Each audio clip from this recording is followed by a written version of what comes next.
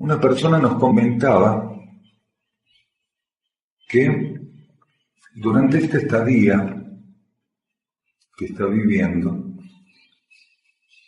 sintió compasión hacia otra persona.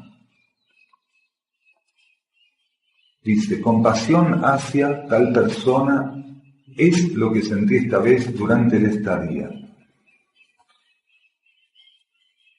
Las palabras son engañosas. ¿Qué podríamos nosotros interpretar de esto? Realmente es engañoso. ¿Qué significa? En esta estadía pude sentir compasión para tal o cual persona, para determinada persona. Nosotros sabemos, porque conocemos el nombre de la persona, que esta persona está pasando por una purificación psíquica.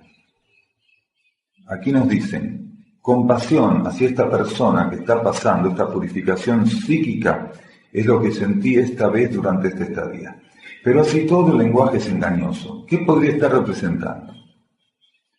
Si nosotros preguntáramos a cualquiera, incluso a seres que están en el camino espiritual, a seres que están más avanzados, que buscan ya colaborar con el planeta de un modo más profundo y estable, ¿qué sentido tiene esta frase? ¿O qué quiere aportarnos este comentario?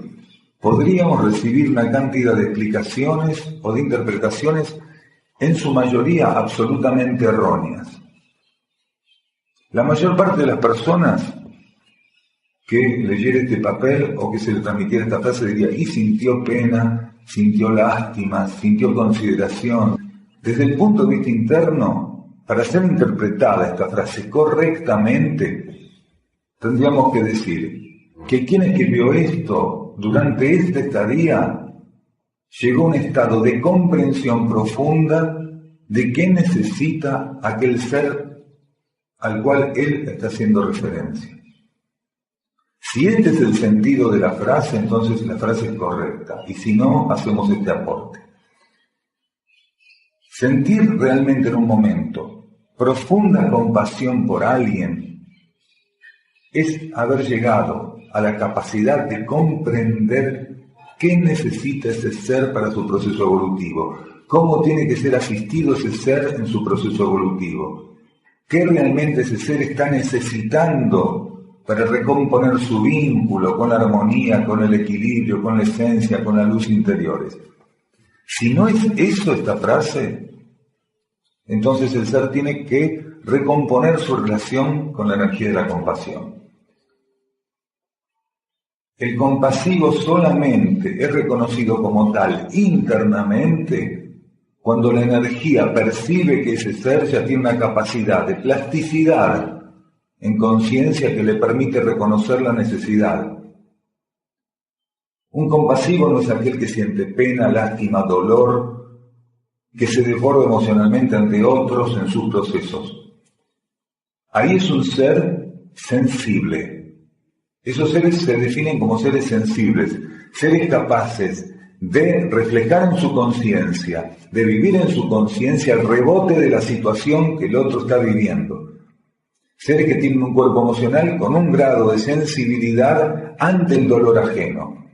Pero ese grado de sensibilidad, si aún no se puede expresar como energía de compasión, como genuina energía de compasión, esa sensibilidad, más que tornada una herramienta de asistencia del otro, lo torna realmente como una especie de náufrago en su cuerpo emocional.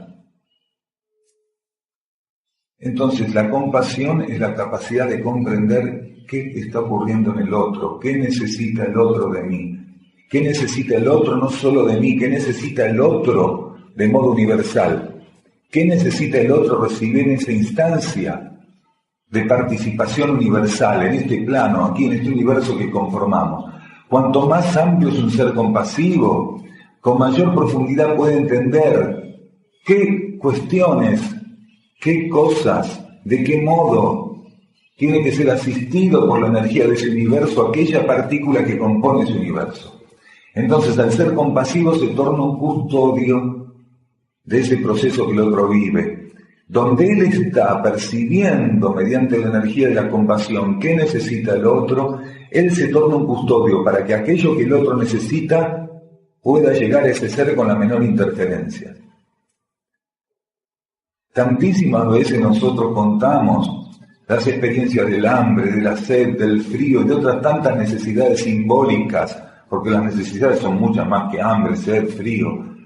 A medida que una cultura, una civilización se acerca a la definición de una etapa tan particular como esta, que estamos definiendo nosotros, entre todos en la superficie planetaria, las necesidades son mucho más amplias que solamente sed, hambre, inclemencia, son mucho más que eso.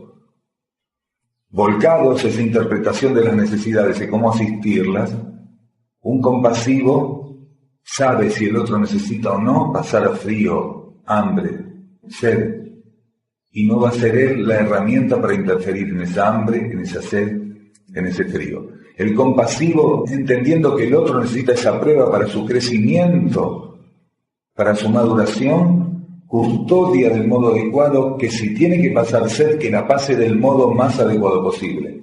Y no sale corriendo a darle agua.